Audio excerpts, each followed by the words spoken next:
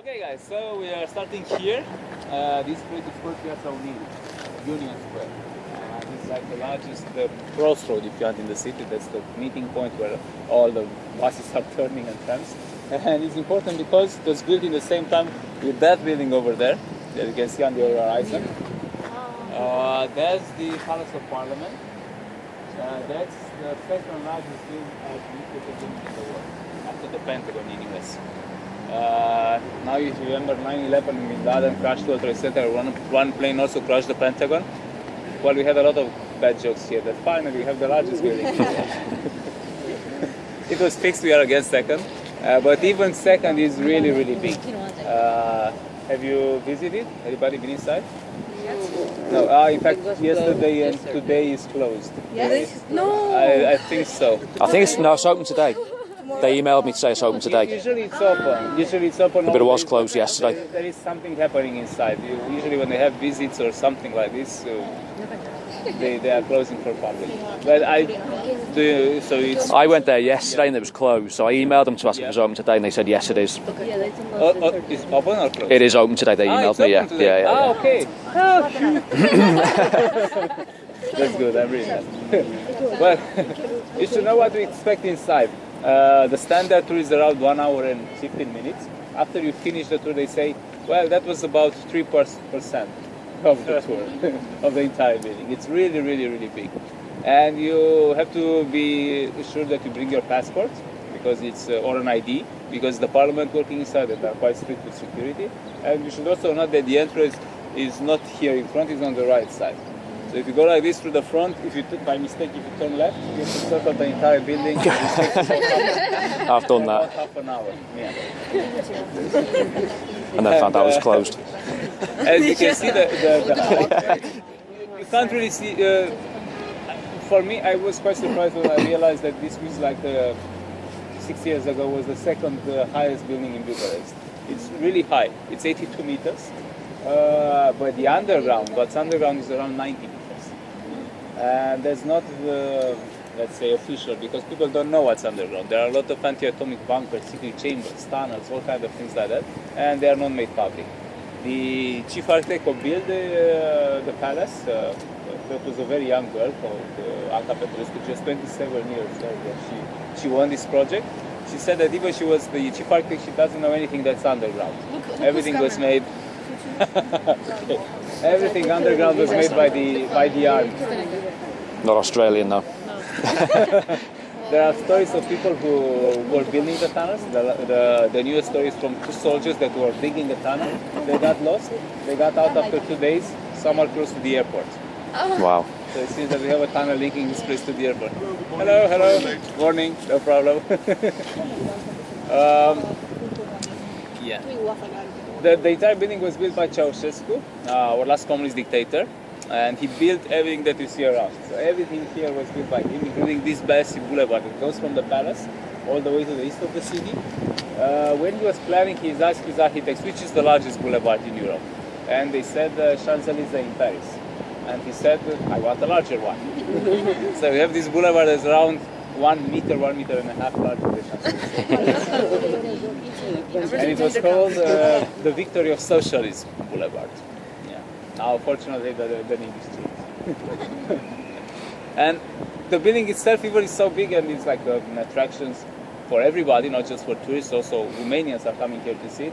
It's not so loved by the locals. I mean, it's a very controversial building. To give you an example, about 5 years ago was a poll made by the municipality. They tried to determine the brand of Bucharest, and there were a lot of questions. One question was, which is the most beautiful building in Bucharest? And this was voted number 1. A couple of questions later, which is the ugliest building in Bucharest? And this was also voted. People really can't make that their mind. The one that say that is good, the one that like it, they say that it's a symbol of Romania, because everything inside was made by Romanian, it's made in Romania, by Romanian factories, and also by Romanian workers. Everything inside is Romanian. The people who don't like it, they say that it's more like a symbol of communism, because the building communist time was very expensive and like a waste of money. People are having a very tough life. Everything was scarce, couldn't find food, electric power, all kinds of things like this, and they spend a huge amount of money doing this. So So that's local really don't like it, especially because they also destroyed the big part of the city with building. 40,000 people were relocated just to build the palace, not to mention all this street and apartments and everything. It was quite bad. What do you think? Beautiful, ugly. Well, as architecture, it's interesting, somewhere going to be okay, to beautiful. It's really massive and this impressed everybody, also me. But my grandma had a house over there on the left side on the boulevard. She was living here, so her house was demolished. She was moved to another part, far away from this center, like 10 kilometers from here. So that's where I also was born. And now I'm a bit angry because I'm not living in the center. I'm living like 45 minutes away from here. So from this point of view, I don't like it. Yeah. Also, that everybody that was moved from here, they didn't receive anything. I mean, they received some like symbolic amount of money. I mean, it was far away from the real value. So nobody can apply for something from the government because they said, yeah, you received something. Yeah. And my grandma was somehow fortunate because she was moved in a. It was a 4-story apartment block, but it was okay. Everything was finished. It was the only apartment block in the area. So just imagine a very wide road with 4 lanes by any direction, empty, and everything empty. There are just 2 apartment blocks in all the area. Now, of course, it's better. But I know some relatives, they moved in like a 10-story apartment block without running water. And it was a mess. They had to go up and down all the time to bring water, and elevators were not working and so on. So is it worth visiting those 3%? Yes. Yeah? Yeah, it is worth it. Visiting all the stuff? Like Sorry? going on the top and going Yeah, down. but yeah, the standard tour is like this. They show you the most important places and the halls. They have some 2 add-ons. One to go on the roof, then this is nice, and one to go in the subways, in the underground, but that is not really paying off. I mean, you just see like the 20 meters and there's nothing. Absolutely nothing. No underground, yeah. No, there's nothing to be seen there. Now, if you go in front, maybe you don't want to see the building inside. You go in front, you'll see a big balcony, somewhere between the first and the second level. That was not originally planned, but Ceausescu really insisted that balcony to be built because he had a great thing to speak to the public when the building would be finished. He was imagining the speech in front of thousands of people. He didn't have this chance because he was executed before the building would be finished in 1989, and the first person who spoke from that balcony, the first, let's say, important person was Michael Jackson. Exactly, Michael Jackson. I don't want to admit how I knew that. It's true. Sounds really funny, but it's true. He came here in 1990, so just after he got out from the communists. He was really, really loved by Romania. It's like the symbol of independence, democracy, all the good things that America meant. And his concert was a total success. He filled up the biggest stadium in Romania. People were so excited, they were fainting when they were seeing Michael Jackson. And we still have the world record of how many people fainted in a live concert, around 250 or something. Wow. And the second day he was here to visit the Palace of Parliament. People found out, nothing was really planned. They got in front, there were a couple of thousand in the square in front. And when he saw so many people, he got out of the balcony, waved his hand, took a microphone and said something like, "My friends, I'm really, really happy to be here in Budapest." Epic fail. Yeah. Yeah, that was a big mistake. And there are no Hungarians here. Yeah, okay. So Romania and Hungary, we are not like best friends. I mean, from historical times, Transylvania is part of both countries all the time. We have a very strong Hungarian minority that all the time they want more rights, they think they want autonomy and so on. So it's not a good idea to say to the capital of Romania, Budapest. Now everybody got used, so there are really few chances that people will get angry with you. Probably they will laugh if you do this mistake. And it's in top 5 geographical confusions of the world, is something like that. And the biggest confusion up to now was 3 years ago. We had the Euro Cup final in football. It was played here. And there were 2 Spanish teams in the final, Atletico Madrid and Atletico Bilbao. Well, 300 of Atletico Bilbao, when they bought a ticket, they bought it to Bucharest. But when they bought a plane ticket, they bought it to Budapest.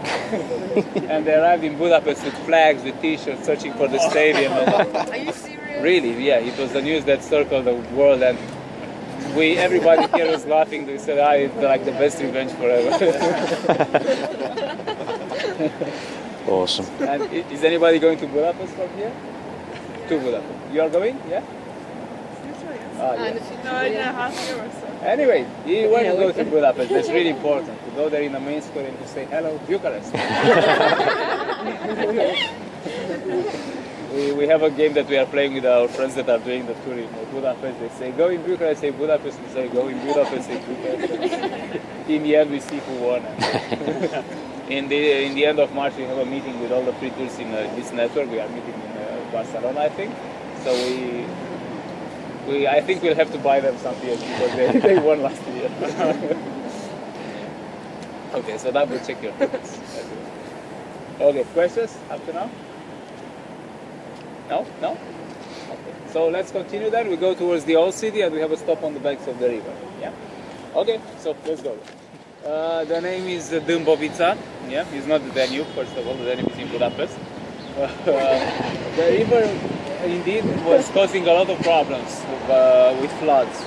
And this is because the original size and look of the river was something like this. So it was very narrow. And a lot of houses were built very, very close to the water, a lot of houses and gardens. This was a big problem. When the water was a bit higher, big part of the city was affected. Now in communist time they made like a canal, they regulated the water, so now everything is almost artificial. Concrete on both sides, there is very straight on this river, and we have a lot of dams that can control the water very easily.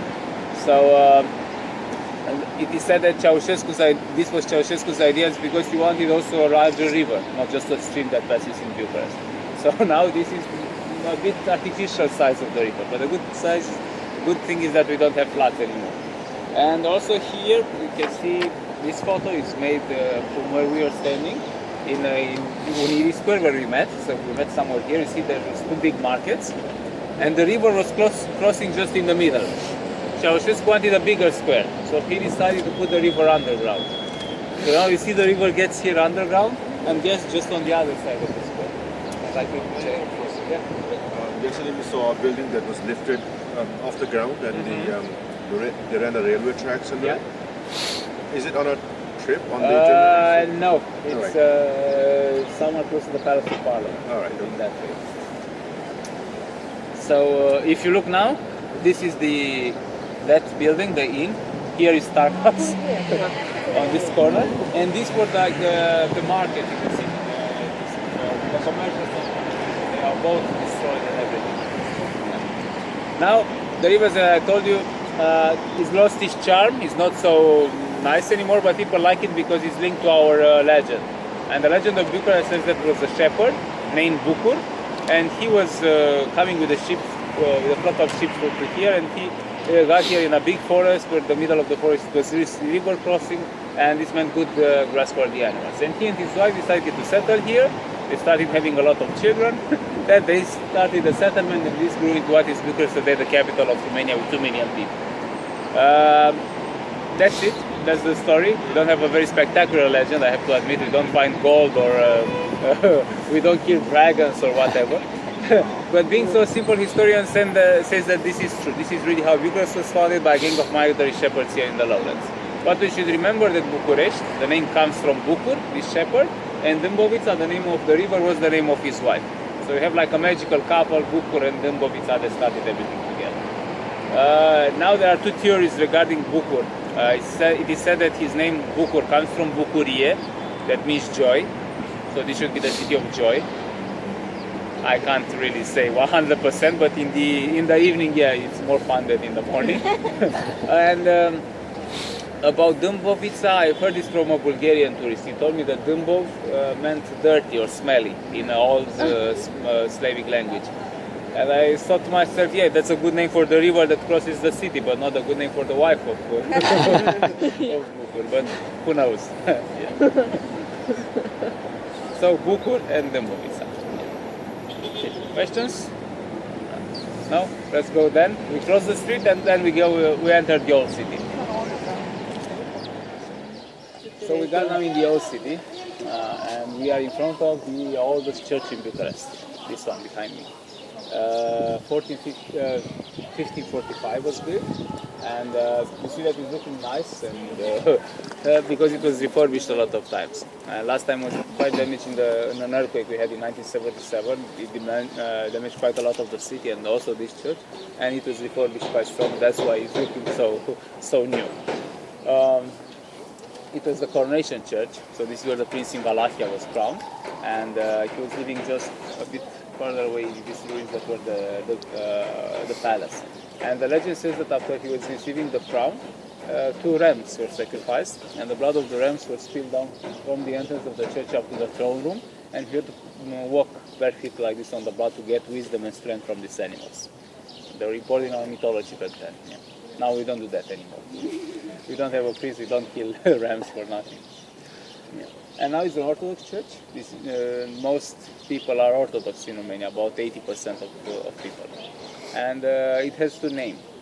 One name is the Church of the Old Palace, because it's next to the Old Palace, and the second name is the Church of Saint Anthony, because inside they have the miracle-making icon of Saint Anthony, and people are coming every Tuesday here like a pilgrimage. So if you're here on yesterday, it was a long queue from the entrance of the church up to the main street over there. They are coming to pray to this guy. Okay. Now, the other important building is this one. Let's change spots. This one here, that is an inn. It is called Hanul lui Manuk. And this is because it was built by Manuk, by this guy Manuk in 1808.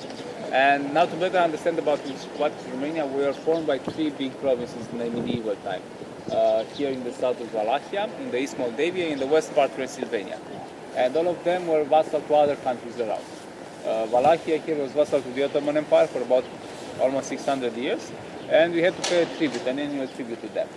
And this guy Manuk was like the finance ministry, if you want. He was taking the tribute, the taxes, and sending to Istanbul.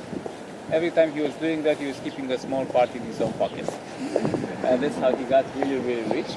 And he built this place that was a very good place for travelers, for merchants. It was almost like a citadel. One entrance and really easy to defend with. And now it exchanged a lot of hands and functions over time. It was also the city hall for a couple of years.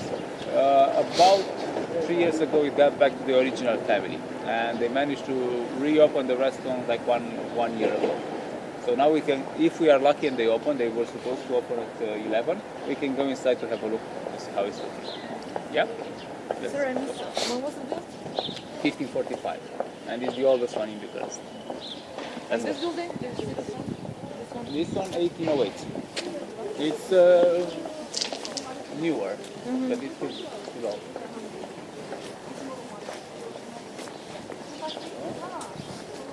Yes, we are lucky. This is one of the reasons why we start at 10:30 to be... for this to open.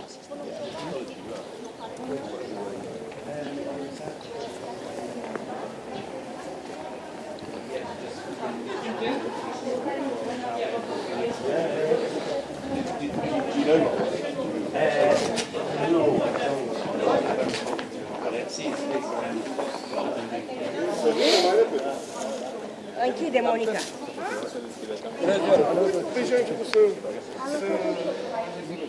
Ah, da, super. So is this like a restaurant? I was saying my show, so yeah. So, do you like it? Very nice. Imagine this place in summer. Yeah, all around there are tables, people eating, drinking all the time. As the men here, when they are planning to reopen, because everything is regarding to weather, it's related to weather. They said that they already started to put the tables, so they think that in this weekend, if the weather stays good, they'll have open. And is it more tourist place or? Not really, it's more like a local, because they just opened up last year, so it's not in every guidebook and so on. More locals are coming here. And it was really interesting when they reopened, they didn't make any advertising, there was nothing on the news or something, just they opened the doors and the word spread so fast that second day the entire inn was full and people were really looking to come back again. For about 10 years it was closed. It was in the middle of a trial that they had a lot of, they need a lot of time to refurbish everything. And those are rooms you can stay here? Or? Well, they were rooms. Now they plan to reopen it like a hotel to have rooms, but first they had to repair the roof because everything was leaking. It was raining inside. So now, if you look the roof, everything is made of wood, small tiles of wood, but everything is really new. On this side of the roof was repaired like 5 months ago. Now they're working on the other side. They hope that this year we're going to open the hotel, and everybody will see that we really like the most authentic hotel in Bucharest. In the evenings, here is playing a guy with a piano, so it's really nice atmosphere. People are joking, saying that it's like a place to hang people, like a gallows. No, it's for music. Did I read somewhere that there was an argument over the ownership of this place? Yeah. The government was saying they owned it and a private person said they owned it. Practically everything in communist time was confiscated by the communists, so we have still a lot of trials because the owners want what they owned back, and there are just long trials between this. Yeah. And then after they finally managed to win it in court, it was very difficult to start refurbishing because being a historical monument, they had to respect a lot of things. But what was the problem? That the communists were not respecting it. So practically to repair what communists did wrong in the theater, they need a lot of permissions and things. But in the end, they managed to do it quite well. We have a lot of movies being shot here in communist time. We had something like called Romanian Westerns. So just imagine people shooting, falling from balconies. It was really, really good to see that. It's a good set. Yeah, a really good set. And it's also a good place to try some Romanian dishes. I don't ask what you eat Romanian dishes. What they say that is traditional Romanian dish is something called sarmale, and it's a cabbage roll, and inside is minced meat with rice sometimes. What's the funny part that if you start wandering around, you can find it in Bulgaria, in Serbia, in Turkey, in Russia as well. In Russia. So I can't say that this is what we learn even in school. We learn this is Romanian traditional dish. I can't say that, but we say that at least we do the best sarmale in Europe. What is said that was invented here in Bucharest, we have some small sausages, something like that, called mici. Mic means little, so the little sausage is a bit, but it's more like a meatball. You don't have skin on it. So these are put straight on the grill. They become very brown and very spicy, and people eat them with a lot of mustard and bread, and also a lot of beer. Yeah.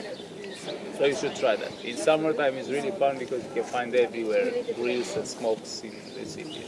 I heard that politician was, I don't know, he was caught. With the bag of meat, He took bribe of those sausages? Yeah. Are they that good? Yeah, like about 2 years ago, one of the former Ministry of Agriculture, I think, bribe is quite common, unfortunately, in Romania, and we have still a lot of corruption. Now, like since 1 year, the anti-corruption authority is very busy arresting a lot of people, and they arrested the former Ministry of Agriculture that he took bribe, some money, but also including a bag of like a diploma, like a suitcase with this kind of meat. Yeah. Must be good. Yeah, it's worth to go to jail for that. I had some traditional soup last night. Really do not recommend that. Okay. You don't recommend it, or you do? I don't. Is it chorba, is it? What was it? It's like tripe soup. It's called chorba de burtă. Burtă is belly, so it's practically made of the belly of a cow. And do you like it? No, but I have people who really like it. So you either hate it or really like it. So try it. And No, don't try. Try it. Not recommended. I also don't like it. I only once in my life ate it, and I was very close to throwing up.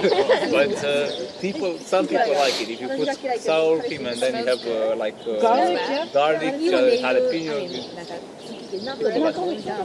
What is Sarmala. Do other countries call it sarma? Yes, exactly. Okay, it's I see. What's here more and more restaurants starting to sell it because it's not typical to Bucharest, but typical to Romania. We have a soup in bread. So practically it's a bowl made of bread, and inside is the soup with beans. That's really good. I tried that at Caracabere. 2-3 days back. Yeah. Very nice. Yeah. Yeah. Is it, as you say, chorba? Chorba, Yeah. Chorba is like a sour soup. Yeah. Beautiful. Definitely worth trying. We're going today, so. Yeah. It's more typical to Transylvania, in some areas in Transylvania, but recently started to be quite popular here also in Bucharest. And we also have a dessert called papanash. You know it? There are some donuts made of cheese. Oh, yeah, I've tried them as well. And on top they go a lot of cream and a lot of jam olive, and they're really good. Usually They are blueberry nice. jam, and those are good. All the time they're in tube. They come in tube. It's like a sweet cheese. It's not like a sour cheese. It's nice. I thought the same when I first. Oh, cheese and a donut, but tried it. It's actually really nice. Yeah. Papanash. Let's not I think. talk about Let's continue the tour, and the next stop is in front of the ruins of the citadel.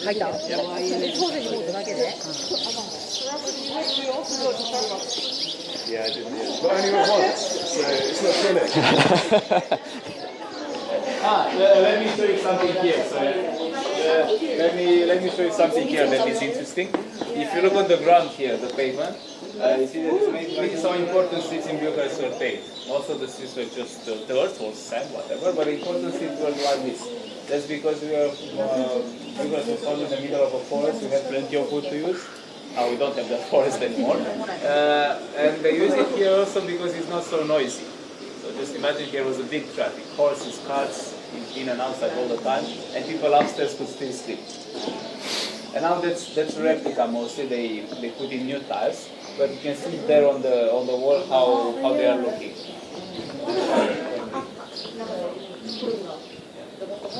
It's funny that when they open the more. Okay, let's continue. So we stopped here in front of the ruins, and this guy, anybody knows him?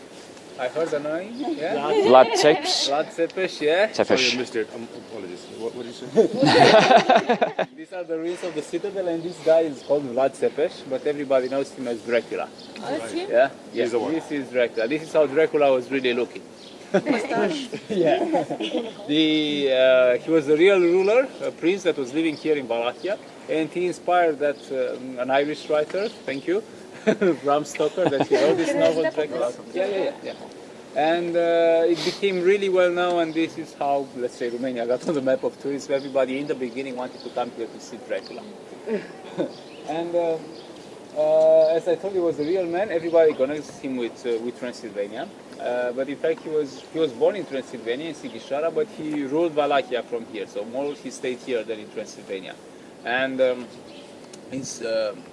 why he was called the Impaler, Vlad the Impaler, because he liked to impale people. That was his favorite way of killing people. And he was doing that in a very, very violent way. If you can imagine, you have a long stick, sharp and very thin, put a lot of pork grease on it. Then it was put in the man's butt. It was lifted vertically, and because of his own weight, the guy will slowly slide down until the spike will get out of the neck. I think we'll move on. Are you still hungry? And he was very careful not to touch the heart or the other important organs for that guy to die fast. A good impaling meant that he would stay alive for about 48 hours before dying. So it was not an execution, it was an impaling, torture. But he was really good in that. So he got this title, the Impaler. And you see some years there, 1456, 1462, so 60 years. These are the years of his rulership, not the years of his life, by the way. And I got a lot of questions that why he was so bad at 6 years old, why he had a big mustache at 6 years old.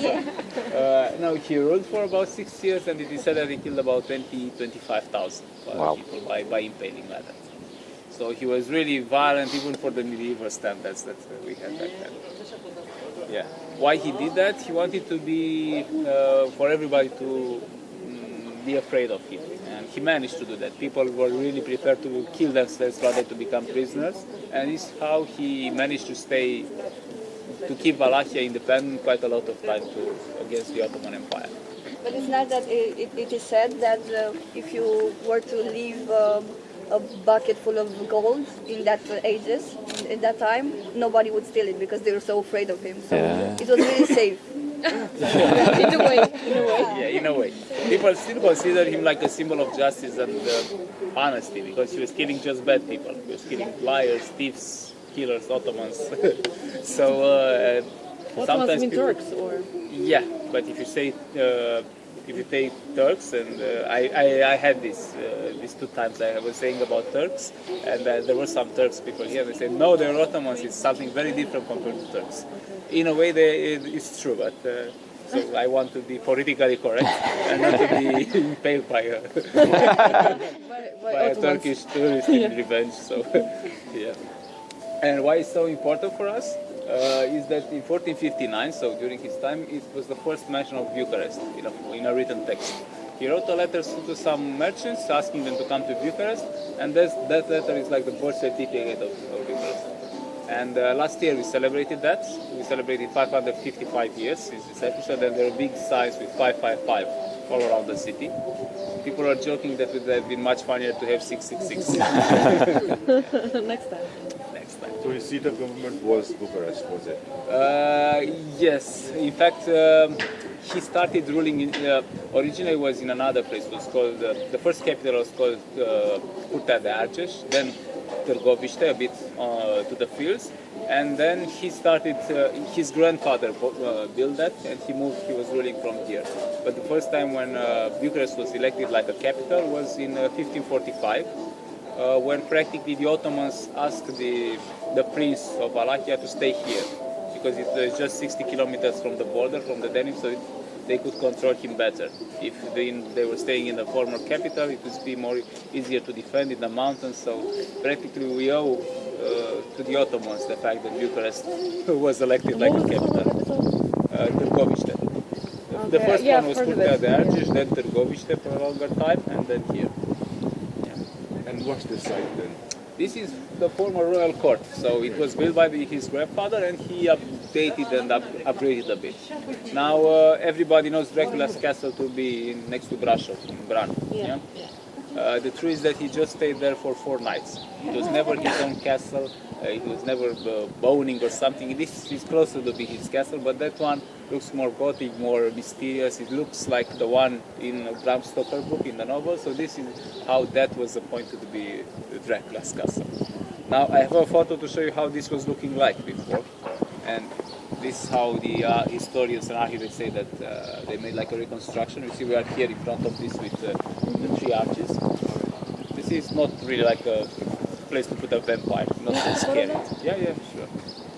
So it's like more like a villa than a castle. I forgot to mention that if you go to Brașov, we have a free walking tour that runs also there at 10 a.m. every morning. Yeah? We're going all the way from here to Russia? Not today, not walking. I booked an evening tour, but not a free. No. Okay. Any questions? For me, for him? You can come here by night when it's a full moon. Why he mustache? answers back. Why mustache? That was the fashion. It was the fashion. And even up now, I mean, yeah, people like older, like my father, for example, has a mustache, and that was the fashion back then, like let's say 40 years ago or 30 years ago. Yeah, now people don't have. Yeah, I said that you could ask him, but really in the Halloween and last year there were about 50 people gathered here at midnight, waiting for him to move or nothing happened. Okay, then we'll continue. I'll go on this street that is considered to be the oldest in Bucharest. What's interesting to see is that this is the original level of the street, and in time it grew up to there, where the people are walking now. And just about 4 or 5 years ago, the municipality decided to refurbish the old street, and we dug up to get to the original level. And now we are really walking on the original level of the street. And we go straight like this. When they started to refurbish the old city, and they changed everything, the street system, the pavement, everything, they discovered here the ruins of the wall that was surrounding the citadel. Here was a tower, a bit later another tower, and now they just marked the another kind of stone just to see that it's so if you make a big step, you get out of the citadel. So cool. Okay, so we stopped here in front of this church. This is one of the, it's called to be the most... The invisible one. Yeah, this one under the... is the unluckiest church of Bucharest. Because it was damaged and destroyed a lot of times in history. By earthquakes, fires, invasions, everything bad that was happening to the city was destroying the church.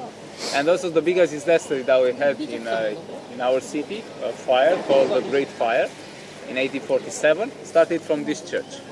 In the Easter night, people were lighting candles. They ignited the entire church. The wind was so powerful that all the east part of the city got burnt. And for about 3 days, people tried to extinguish it. They couldn't do it. So finally, everybody went to the church and prayed to the relics of Saint Demetrius to stop the fire. Now, just imagine after 3 days of burning, all the wood was burned, just the stone remained in the city, and the fire stopped. And people consider that was a miracle. So since then, Saint Demetrius became our protective saint, the patron saint of the city. The church was renamed Saint Demetrius, and we also have him on our coat of arms. And that's a good example here of the coat of arms of Bucharest. Oh, right. It's this falcon in the middle is Saint Demetrius, the cross and the spear. And now this is new because it was put here when they repaired the streets. And people are making a lot of fun because we say that he's a very good, very modern saint and very good in social media. Because if you like him, you can press on Facebook. You can email a prayer over here. So he's really, really good. But the church is angry. They said that it's a blasphemy to put a saint and the cross on a sewage cover, that it's a dirty place and that people can step on it. And again, it's not good. So be careful not to step on him because it will bring Bad luck. bad luck. Never. But what is the meaning of M? So it is, the falcon is something traditional to Bauer. We have this cross because it's the cross being a Christian country. And this, by having 7 towers, this is from the medieval time, it was, no, from the Roman time, it was symbolizing a municipium. So not just a city, something a bit larger. Okay, now we continue on this street. On the left side is the National History Museum. We'll see it also from the front. What's interesting that in the beginning when it was built was the central post office. And here they built a hospital. And that hospital was for post office workers only. Now it's open for everybody, it's still a hospital, but it's a very, I don't know, it's not an emergency hospital, it's more like a caring center. And it's really funny in the summertime because all the ill people that are staying here, all the sick people are staying in terraces, drinking beer, smoking, and it's really a cool place to stay. Yeah. To recover. To recover, yeah. Okay, we'll continue and we'll stop in front of another church, the most beautiful church in Bucharest. Yeah? And after that we'll stop in front of the oldest beer houses. Oh yeah. Yeah? I'll tell you also about the study because I'm sure everybody wants to know more about it. The street is called Calea Victoriei, Victory Street, and it was named like this when Romania won the War of Independence against the Ottoman Empire in 1977. And that's where the Romanian victorious army came back to the city. And it was the most fashionable street in Bucharest. That's when Bucharest started to be called Little Paris, or Paris of the East, because people started to be very influenced by French culture, in architecture, fashion, everything. And that building on the left is one of the best examples of French architecture. The head office of the first bank is in 1900. By the state, because all the others were sold, and we have a big problem that about 1/4 of our banks are owned by Greek banks. You know that Greek banks are not doing fine. This means that our banks are not also doing fine. We have a problem. And this street was named the Street of Promenades. This is where people are meeting and walking, just up and down the street every Sunday. I have a photo here just to see how many people were. Wow. It was very important to be here present. If you're not on the street, people will start to ask what happened, why it's not feeling well. It was like the Facebook wall, if you say. If you're not posting anything, people are starting to worry. Yeah, and this photo is taken just from here. You can see the columns of this building and that building with the pointed roof that is still there. That one was the first shopping mall of Bucharest, the first modern shop of the city, and it was called Hellenic.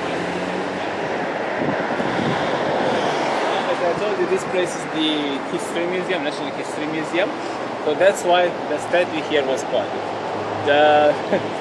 It's one of the youngest statues in Bucharest. It's just 2 years old.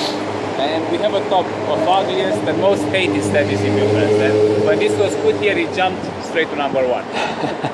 Now just imagine the scene. The statue is here, it was covered with a white sheet.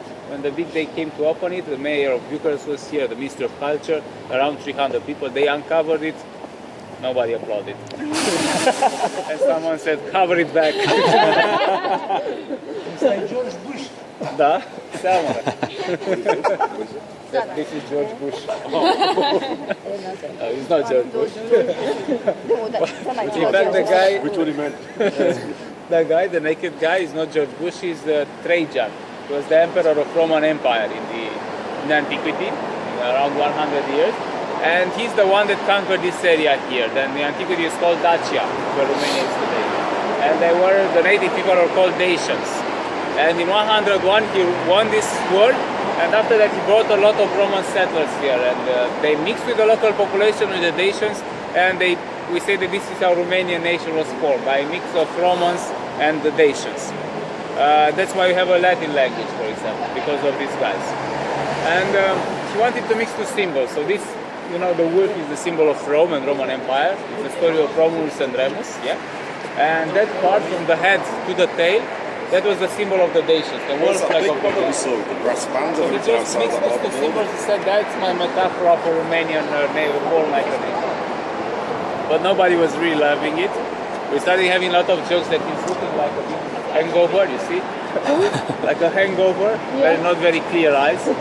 And nobody knows how he's holding the wolf. You see, without touching, he's somehow levitating or whatever.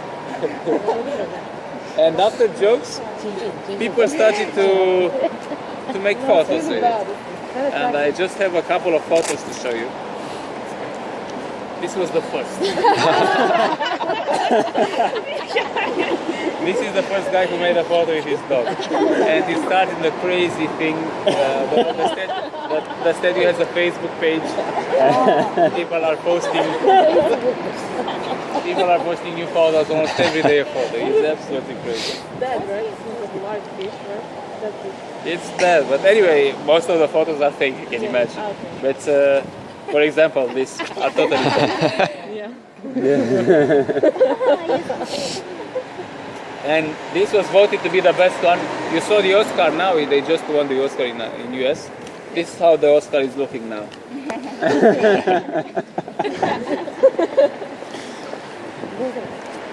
So that's what people are doing in Bucharest. When we don't like something, it's not so common to protest or to make the official petitions or whatever. People are starting to make fun of all these things. But here had a different result because people started to like it. We have seen more and more photos. It's the most photographed statue in Bucharest. And you know that every city has a story, that a statue that you have to touch, to rub, to put a wish or something. If you look closer, some parts are becoming shinier. Some people are preferring maybe some parts, and I'm really sure that in a couple of years we'll have a story or a legend that will touch his parts to come back to Bucharest or whatever. So I'm guessing little by little will be like the symbol of Bucharest. It's crazy, but everybody's talking about this this statue.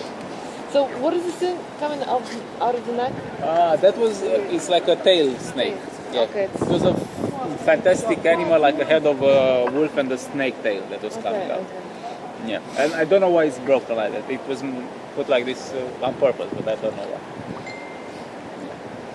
Okay, let's continue. If you want to make photos, of course. Okay, as I told you a bit in the beginning, this is the National History Museum. It's interesting, but not the most important museum. The most important part is in fact here underground. We are standing on the most valuable piece of land in Bucharest. Underground we have the treasury room. So if it's like to dig, you get a lot of gold, a lot of artifacts made here in Romania from prehistorical time, the king jewels and crowns and all these things. Now to be honest, just half of our Romanian treasury, because the other half was sent to Russia when we were fighting against the Germans, to keep it from Germans in the First World War, and they forgot to give it back. So it's still over there in Moscow somewhere. A lot of diplomatic talks, but nothing was really resolved. And what's interesting, we can also have a look outside. I started this open exhibition with really nice photos. These are from the 1989 revolution. So practically you can go to see them without getting inside. And sometimes these things are more interesting than the interior. Yeah. But if you go to inside, don't forget to see the treasure that is really, really cool. Okay, now let's go this way. We'll turn right, and we'll finally get in front of the oldest beer house in the city. Okay, we're not gonna go further because it's quite noisy. This is the first beer house in Bucharest. Some of you already been here, I guess. Yeah. It's one of the oldest restaurants. Carul cu bere is called.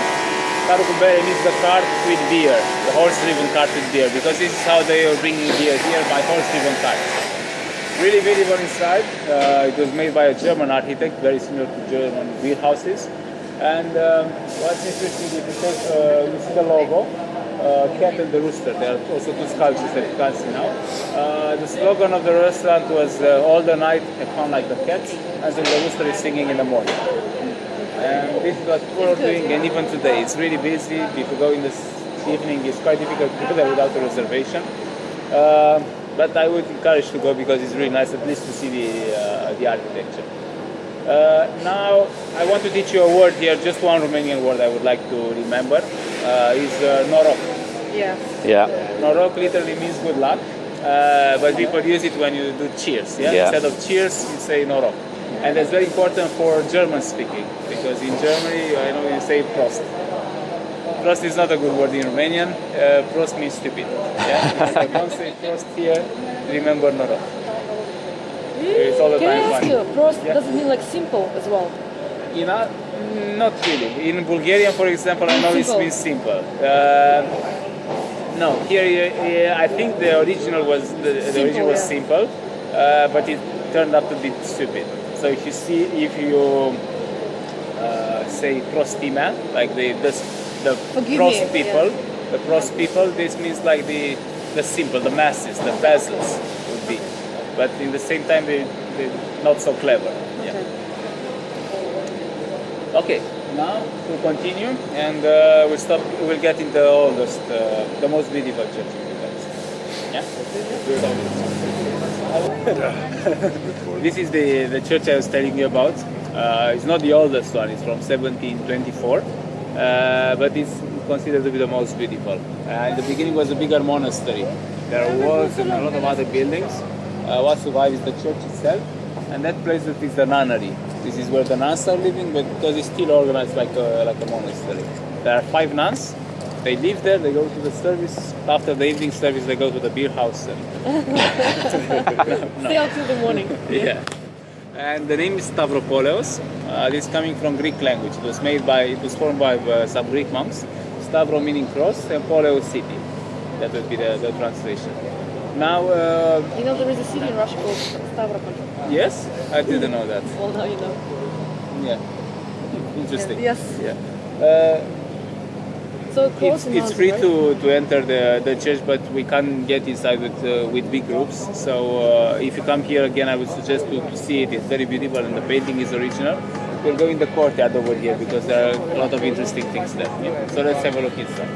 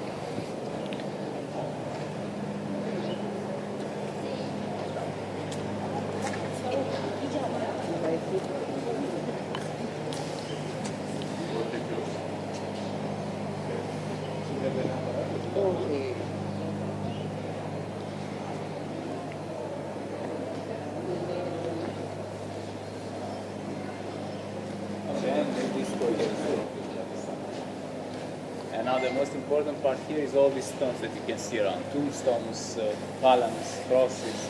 And all of them were brought here from other churches that were destroyed in communist time. Communists were not very good friends with religion, so Ceausescu destroyed about 25 churches in the city. And the stones were brought here to make like a memorial for people to remind those churches. The good part of the story is that some of them were saved, and they're saved by moving them. And this started when Ceausescu wanted to destroy one of the oldest churches in Bucharest, and people tried to convince him not to do that, and he said that, in fact, I really don't care, I don't want to see it anymore. You can take it away from here. And one engineer said, maybe it's not such a good idea. He tried and managed to move a church. He dug a ditch around the foundation, then he put a solid platform underground, he lifted the entire church, he put it on tracks, and moving on tracks. And It's an Orthodox church, right? this is an Orthodox church, yes. It was started by Greek Orthodox, but now it's Romanian Orthodox. This is a photo where you can see how the church was moved. You see it in the air. And now if you can imagine where the Palace of Parliament is today, you saw that it's a large building. It was a hill, and on that hill was a monastery. They destroyed the buildings, but they moved the church from there a bit slower. 300 meters they moved it. Now it's hidden. They built some apartment blocks around it and you can't see it anymore. We were there yesterday, right? Part of the alternative. No. Oh, it's not hidden church. No, it's not that one. But it's the same idea. They built an apartment block in front just to hide it. Now people are joking that we should move the Palace of Parliament. Just like the church. But, small chances. That's another one. In total, this engineer moved 8 churches in Bucharest. And he said that he got this idea when he was in a restaurant, in a bar, and he saw the waiter coming with a tray full of glasses of wine, like a pyramid like this. And he said that that's a really good idea. If you have even if you have a fragile structure, if you have a solid base, you can transport it really easy everywhere. And he tried it with churches and he managed. It's really cool. If you search on YouTube, moving churches in Bucharest, you can find an interview with this guy, this engineer that is still living. He's around 84 years old. And it's in Romanian, but still you can see short movies how churches are going on the street like this. It's really nice. Okay. Questions? Let's continue. We'll go like this. We'll get in the sun, and we'll stop in front of the National Bank. Do you know the time? Okay. So I told you about the bank here.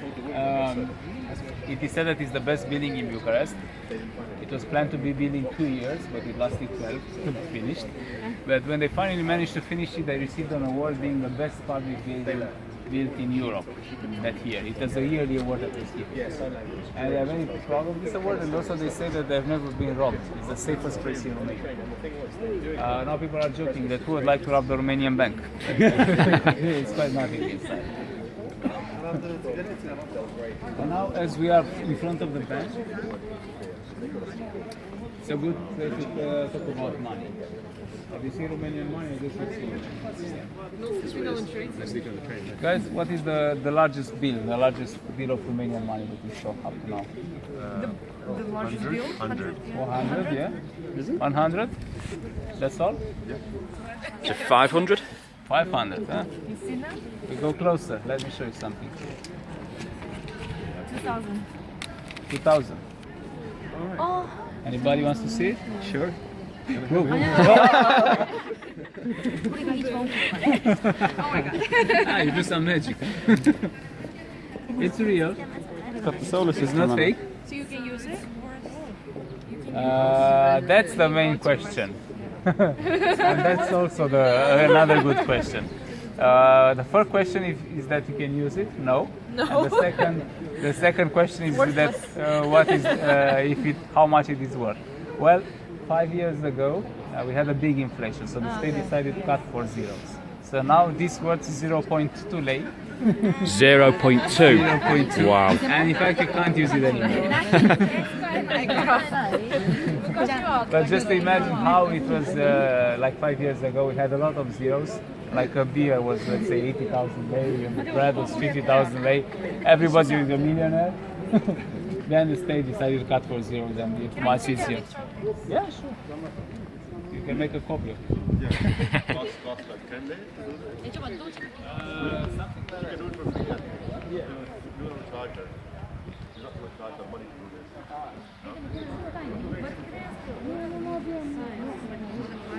Yeah, this is the first bill that we had of plastic. Up to there, everything was made of paper. But in when was that? In 2000 or in 1999, yes, we had a sun eclipse. And that was the last eclipse of the century. It was a big event, and they made this bill just for that eclipse. But it was useful. I mean, people could use it. But this is the first bill that we had made of plastic. And in the beginning, people didn't like it because it was not the same feeling. People are calling them monopoly money. But in the end, we got really used to it and we really like it because it can rain, it can forget in the washing machine. They are really, really tough and they resist a lot. So now we are the third country in the world to have plastic money. It was Australia, New Zealand, and Romania is the third country to have just plastic money. Yes, really money will like that as well, yeah. And we really like it. And we have a story, is more going towards a joke, how we got this idea of plastic money. It was a meeting between the manager of the National Bank. He met with the guy from the International Monetary Fund, and he said that it's not so good for Romanian economy to use so much cash. We should use more plastic money. But he was referring to credit cards. Our bank manager said, plastic money, that's a great idea. Let's have everything of plastic. But that's not true. I don't think it's true. Do you want to? It's not so easy to destroy it. Yeah, It's quite tough. that's amazing. Got back. Brilliant. It's good as it's nice souvenir. It can last forever. And speaking about manager of the bank, this statue over there is the statue of the first manager of the Romanian bank. And the statue looks old, but in fact it's the youngest statue in Bucharest. It's like 1 year, something like that. You didn't need a passport or anything. You did now. The lady's a bit upset. No, doesn't think so. Okay, let's continue. Yeah? Any questions up to now? No. We go like this and we pass towards a secret tunnel, a secret passage.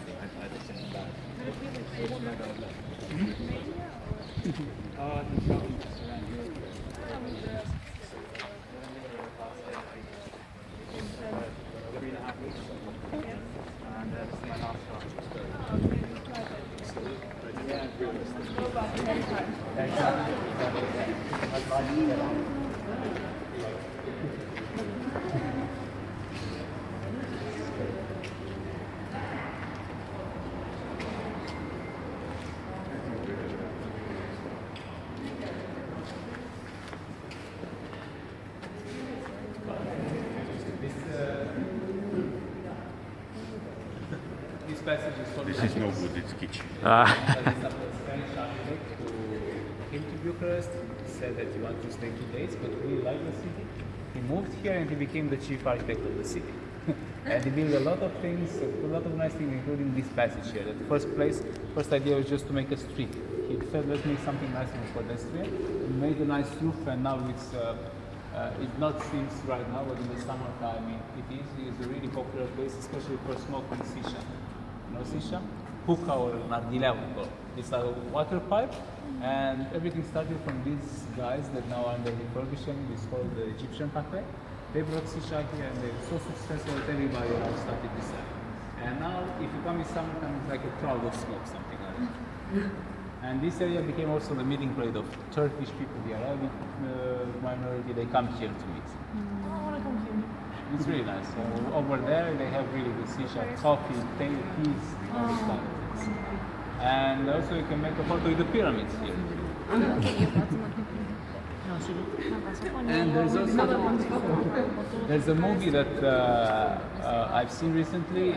It's called The Death of Charlie Countryman or something like that. Sounds familiar? Death of Charlie Countryman. No? Well, it's an American movie. It was not such a big hit. The thing is that was filmed here in Bucharest. The guy that comes to Bucharest anyway. And mainly it was filmed in this area. And this is where the bad guy was staying, the evil guy, in this building. So if you don't have anything else to do rainy afternoon or whatever, and if you want to have to see a movie, that is quite fun. Yeah. Okay, let's follow. Let's continue. Go on the street and get back to the.